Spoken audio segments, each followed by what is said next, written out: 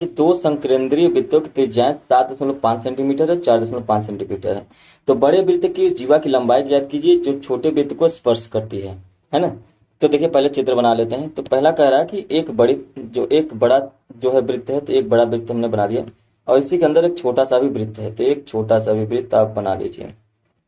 तो दो वृत्त बन गए। तो इसमें से कह रहा है कि जो बड़े वृत्त की जो त्रिज्या है, सॉरी ये जो जीवा है, तो बड़े वृत्त की ये देखिए एक जीवा हो गई, ठीक है, बड़े वृत्त की जीवा हो गई।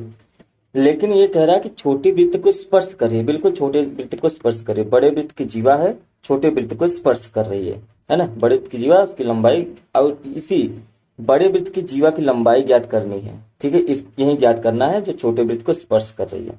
ठीक है, इतना बात समझ में आया होगा। तो प्रश्न में दे क्या क्या रखा है पहले ये समझिए।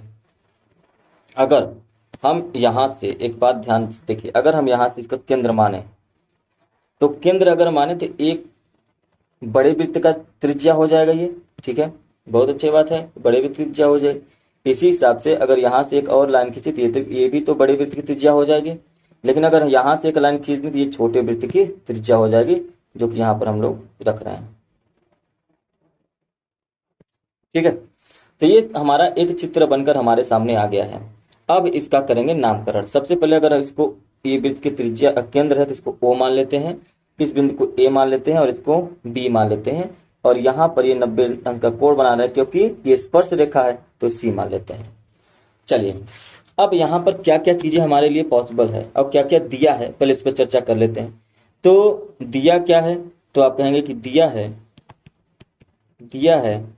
क्या क्या। सबसे पहले ओ ए मतलब कि त्रिज्या दे रखा है 7.5 सेंटीमीटर। ओ ए मतलब बड़े वृत्त की त्रिज्या है, तो इसलिए एक काम करते हैं कि ये जो आर है इसको बड़े में लिख देते हैं, मतलब ये आर इस तरीके से। और जो छोटे वृत्त की त्रिज्या है ओ सी, है ना, ध्यान रखेंगे ओ सी ऐसे लिख देते हैं। ये कितना दे रखा है 4.5 सेंटीमीटर। अब अगर चित्र में अगर आपको लिखना होगा तो यहाँ से यहाँ तक आप लिख सकते हैं 7.5 सेंटीमीटर, यहाँ से यहाँ तक है। और ये यहाँ से यहाँ तक की जो लंबाई है वो 4.5 सेंटीमीटर है।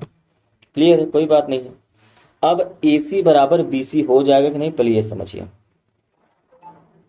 यहाँ पर लिखेंगे कि AC बराबर BC क्यों हो जाएगा, क्योंकि जीवा पर केंद्र से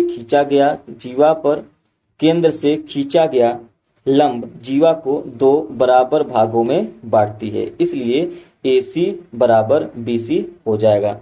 तो अब आप यहाँ पे लिख लीजिए क्या, कि जीवा पर केंद्र से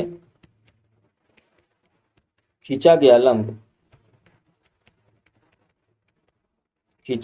लंब जीवा को समद्विभाजित करता है, जीवा को समद्विभाजित करता है, पहला पॉइंट। दूसरी चीज ये कि ये जो कोण है OCA ये 90 डिग्री है। अब ये क्यों है, देखिए OCA ये कोण या ये कोण 90 डिग्री है, क्यों, क्योंकि ये तो आपको पता होगा कि केंद्र से स्पर्श रेखा पर अगर खींची गई रेखा है तो वो हमेशा 90 अंश का कोण बनाती है। ये आप चाहे तो ब्रैकेट में यहाँ से यहाँ तक लिख सकते हैं। अब हम लोग कहाँ पे चलेंगे, सबसे पहले OCA ये जो समकोण त्रिभुज है, ये त्रिभुज एक बार इसमें चर्चा करेंगे। इसी में आपको ध्यान से देखना है और सारे सवालों का जवाब मिल जाएगा। क्योंकि हमें इसकी लंबाई प्राप्त करना है, तो अगर हम AC प्राप्त कर लें तो जाहिर सी बात है CB, ये दोनों बराबर ही हैं, तो दोनों बराबर मान रख देंगे। ठीक है। तो अब देखिए ध्यान से, सबसे पहले क्या करेंगे कि त्रिभुज OCA में, ठीक है, त्रिभुज OCA में चलते हैं। तो कहेंगे पाइथागोरस प्रमेय से कर्ण का स्क्वायर बराबर लंब का स्क्वायर, सॉरी ये गलत लिख दिया मैंने, कर्ण का स्क्वायर बराबर लंब का स्क्वायर प्लस आधार का स्क्वायर, यही होता है। तो OA का मान कितना है 7.5 का स्क्वायर बराबर OC का मान कितना है, तो आप कहेंगे 4.5 है, इसका स्क्वायर प्लस AC का स्क्वायर हमको पता ही नहीं है तो कोई बात नहीं। 75 का स्क्वायर होता है 56, 25 होता है तो 56.25, ये जो 4.5 है इसका स्क्वायर करके इस तरफ भेजेंगे तो माइनस में आ जाएगा। आप एक पॉइंट और बढ़ा लेंगे, लेकिन मैं अभी यहीं माइनस कर दे रहा हूँ, तो ये हो जाएगा 20.25 बराबर AC का स्क्वायर। 56.25 में से 20.25 घटाएंगे तो ये बचेगा सिर्फ और सिर्फ 36 बराबर AC, और इसको अंडर रूट में कर लेंगे तो AC का मान हमारा कितना आ गया, 6 आ गया। तो अब आप कहेंगे A और C का मान कितना आ गया, 6 आ गया है, अब आप कहेंगे ठीक है, कोई बात नहीं। लेकिन अगर आप यहाँ पे ध्यान से देखेंगे तो AC बराबर BC है, मतलब AC बराबर BC।